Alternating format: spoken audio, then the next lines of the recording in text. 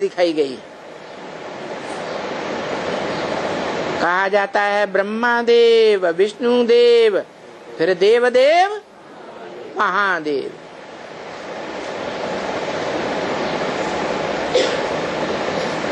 वो ऐसी ऊंचाई की स्टेज का पुरुषार्थ है जिस ऊंची स्टेज में शरीर रहते हुए भी, शरीर की इंद्रियां होते हुए भी, इंद्रियों से कर्म करते हुए भी, जो मंदिर में यादगार दिखाई गई है,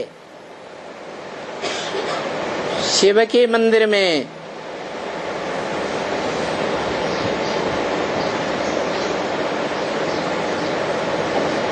निराकारी स्टेज में निरंतर रहता है।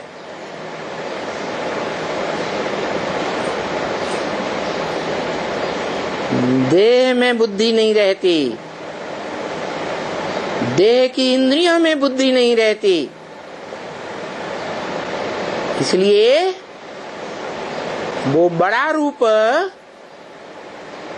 देह का लिंग रूप दिखाते हैं जिसमें नाक, आंख, कान, इंद्रियां नहीं दिखाई जाती। मूर्ति तो है, अमूर्त नहीं है। अमूर्त माने मूर्ति से परे, जिसकी मूर्ति न हो। तो ऐसे नहीं कहते कि उसकी मूर्ति नहीं है, मूर्ति है, परंतु मन बुद्धि से मूर्ति की स्टेज से परे है।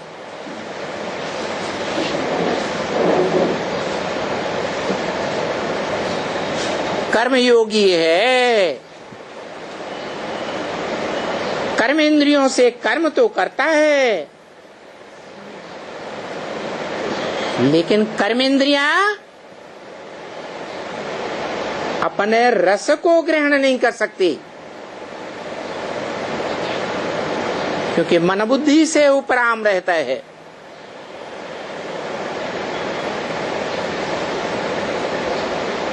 मन इंद्रियों के रस से परे हो जाता है। मन रूपी घोड़ा कहो, मन रूपी बैल कहो,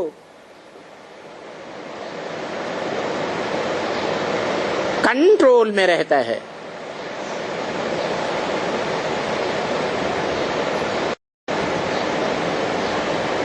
कैसे कंट्रोल में हो जाता है? जो गीता में भी बताया, अभ्यासेन तो कौन्तेय वैराग्येण च गृह्यते। हे अर्जुन, बार बार अभ्यास करो,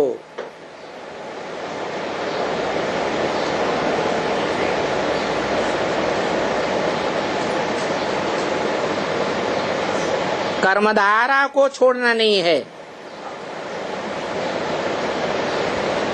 कर्मेंद्रियों के कर्म को नहीं छोड़ना है।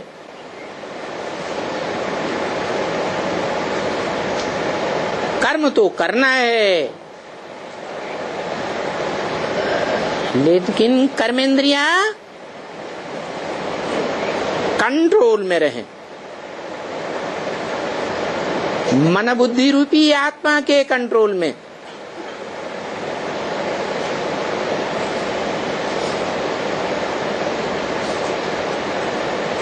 जब चाहें कर्म करें, न चाहें तो कर्म न करें। कोई भी हालात में माया रूपी रावण हमको कंट्रोल न कर सके, इंद्रियों के वशीभूत न कर सके।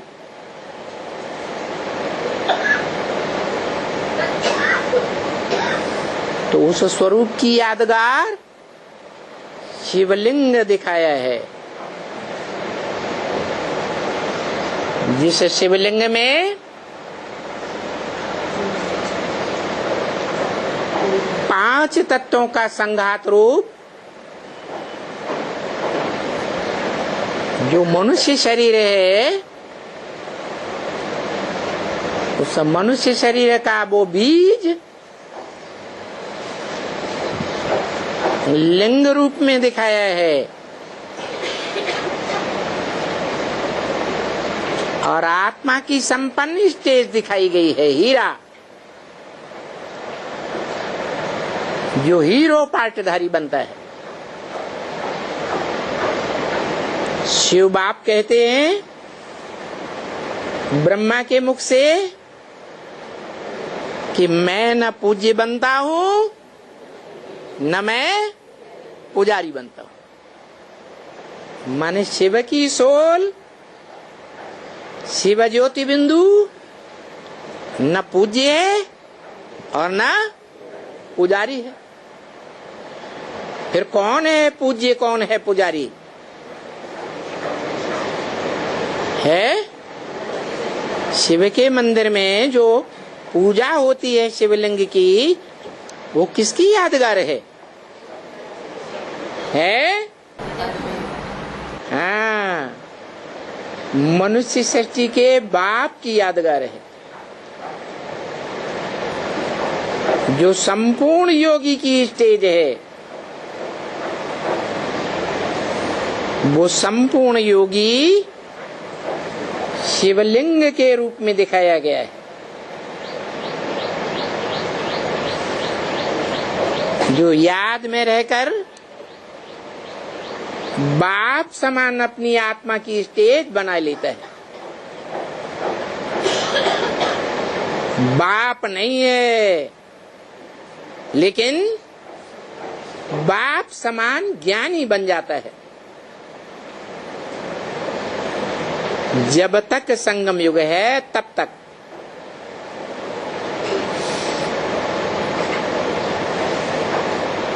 बाद के लिए भी बताया,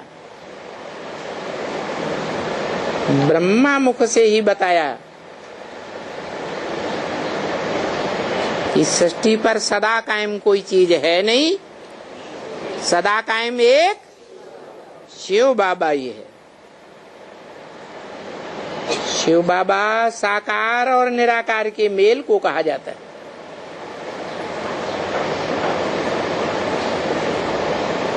आत्मा निराकारी स्टेज को धारण कर गई,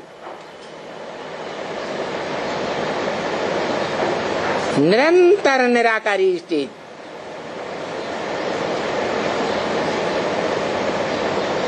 परंतु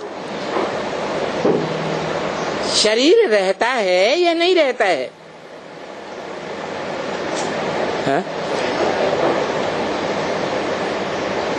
शरीर रहता है।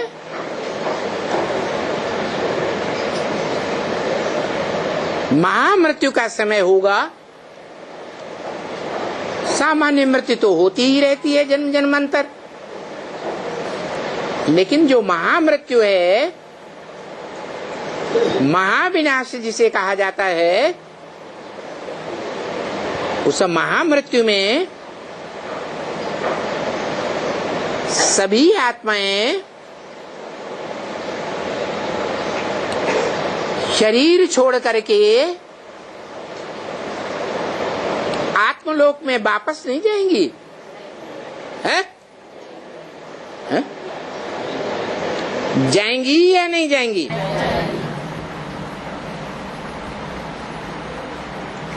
तो कोई का देह जीवित बचेगा, है?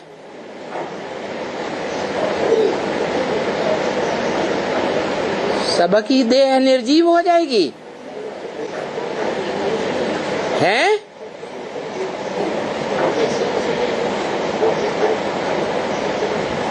सबकी देह निर्जीव हो जाएगी या कोई जीवंत रहेगा? है? जो जीवंत रहेगा उसका शास्त्रों में यादगार है, उसका कोई माँ बाप नहीं, उसका कभी जन्म नहीं होता गर्भ से, उसकी कभी मृत्यु नहीं होती, उसको कभी काल नहीं खाता, वो ही कालों का काल है जिसको कोई काल खा नहीं सकता। वो सारी दुनिया को खा जाएगा। जड़ पदार्थ, जंगम पदार्थ माने चैतन्य प्राणी कोई भी हो, सब खलास हो जाएंगे। एक सत्य ही बचेगा।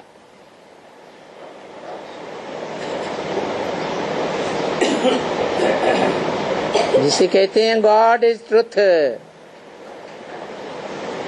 Truth is God. सत्य को ही भगवान कहा जाता है।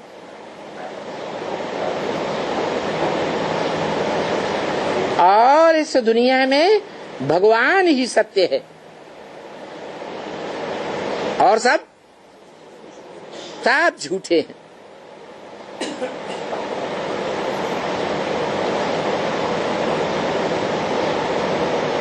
एक ही कल्याणकारी है।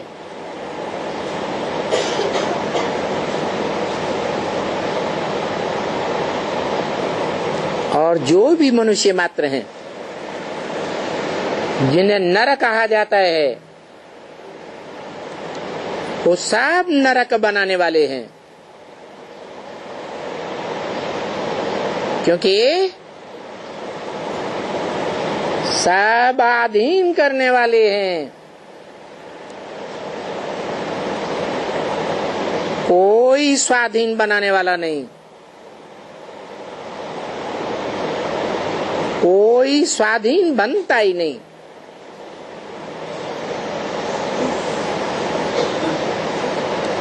एक ही स्वाधीन बनता है, स्व माने आत्मा। जिस एक का नारा है स्वतंत्र रहो और स्वतंत्र रहने दो।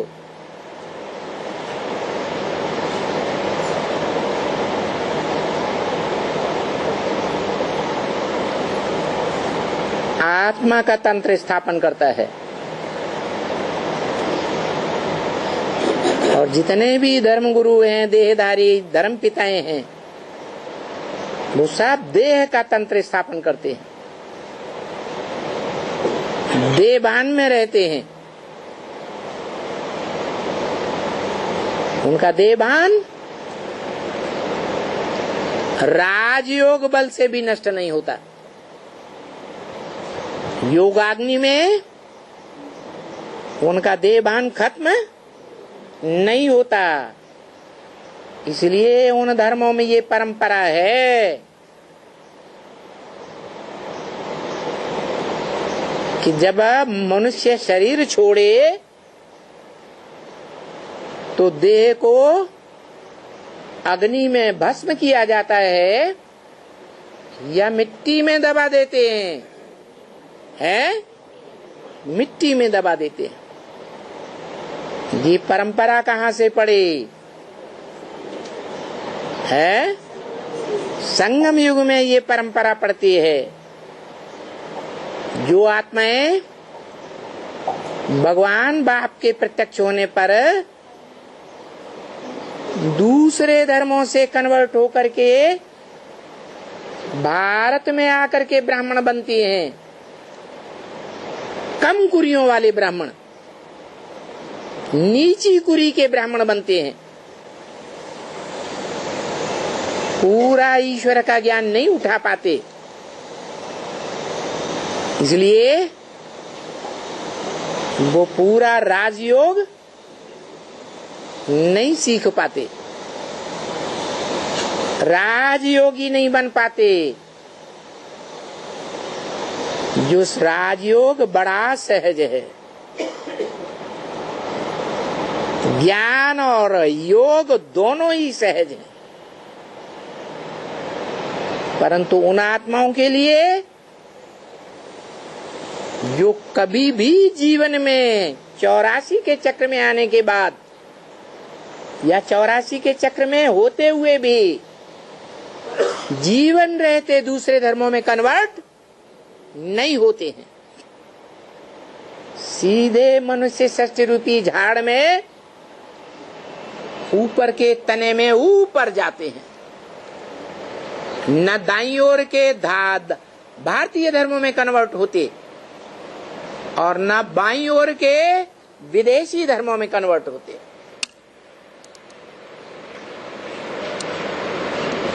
जो भारत की आत्माएं दाईं और बाईं ओर के विधर्मियों में कन्वर्ट हो जाती हैं, उन्हीं कन्वर्ट हुई कमजोर आत्माओं को जो संग के रंग में आकर के बहुत नीचे गिर जाती हैं, इस अंतिम कलयुगी जन्म में बाप उन आत्माओं को इकट्ठा करते हैं भारत में।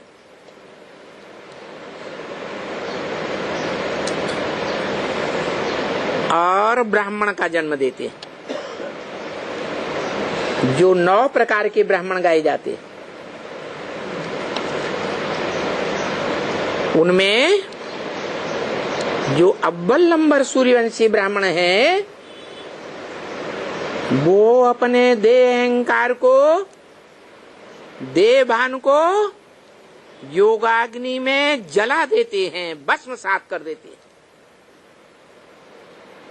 बाकी दूसरे धर्मों से कन्वर्ट होकर के आई हुई आत्माएं अपने देह भान को खत्म नहीं कर पाती, देह रूपी मिट्टी रह जाती है,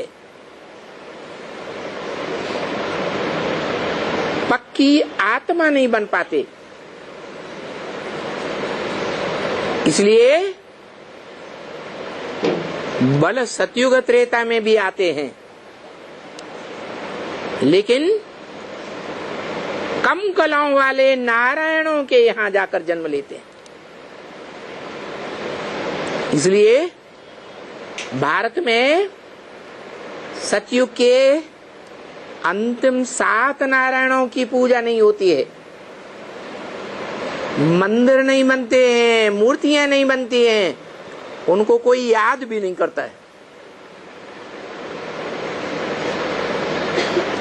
क्यों है? क्यों नहीं याद करता है?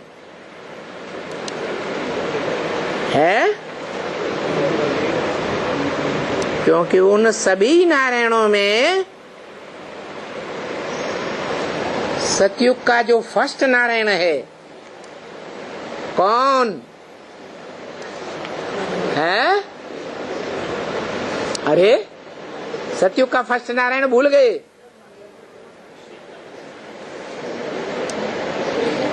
राधा कृष्ण।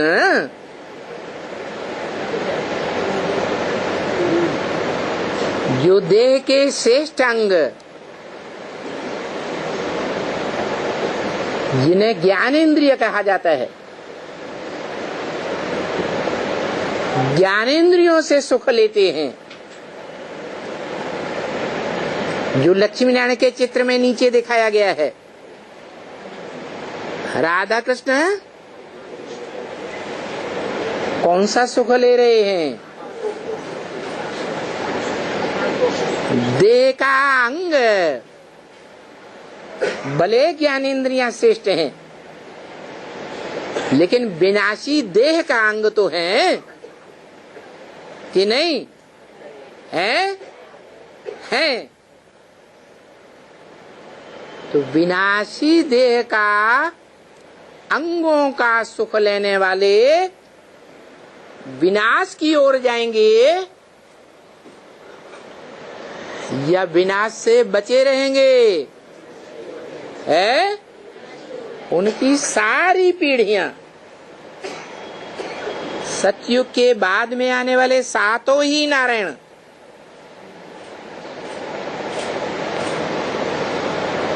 चंद्रवंशी आत्मा से जन्म लेने वाले हैं।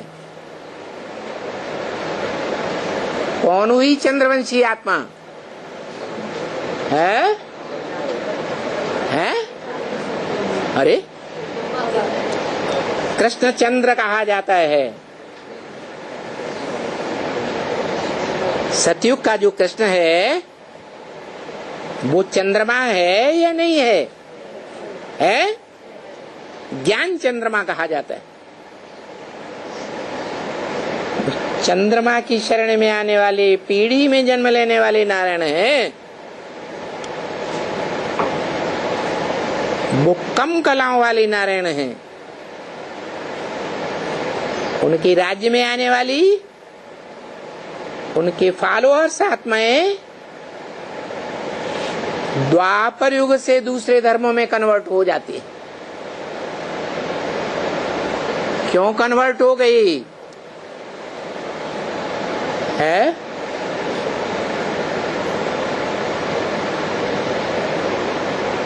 क्योंकि संगम युग में उन आत्माओं ने अपने देहभान को छोड़ नहीं पाया।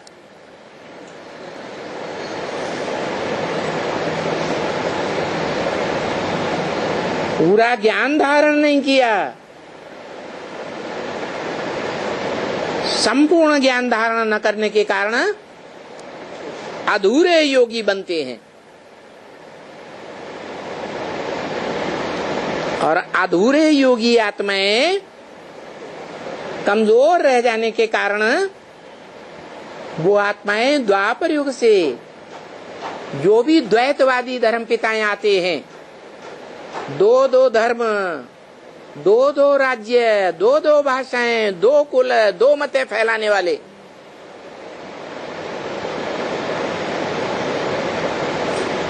उन्हीं नारायणों की पीढ़ी में जन्म लेते रहते हैं, जो नारायण दूसरे धर्म पिताओं के कब्जे में आ जाते हैं।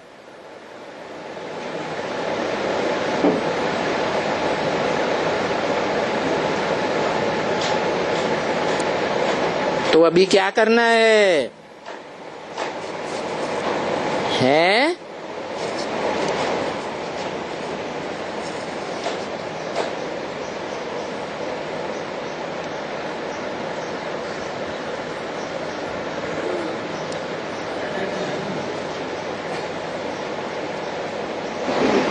जो अखूट ज्ञान का भंडार शिव बाप है, उसके अखूट ज्ञान भंडार को धारण करने का धंधा करना है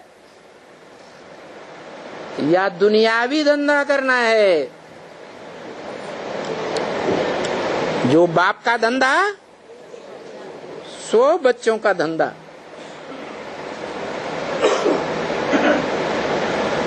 ब्राह्मण का धंधा क्या है? ज्ञान लेना और ज्ञान देना। तो टाइम वेस्ट नहीं करना चाहिए।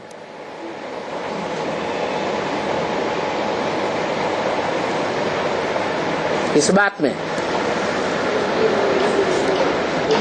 देह का पोषण, देह के संबंधियों में तन मन धन की शक्ति गंवाना,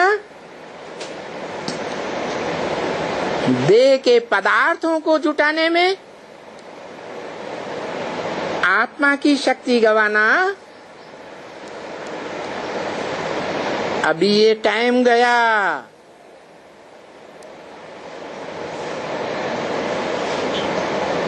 अभी समय की सबसे जास्ती वैल्यू है।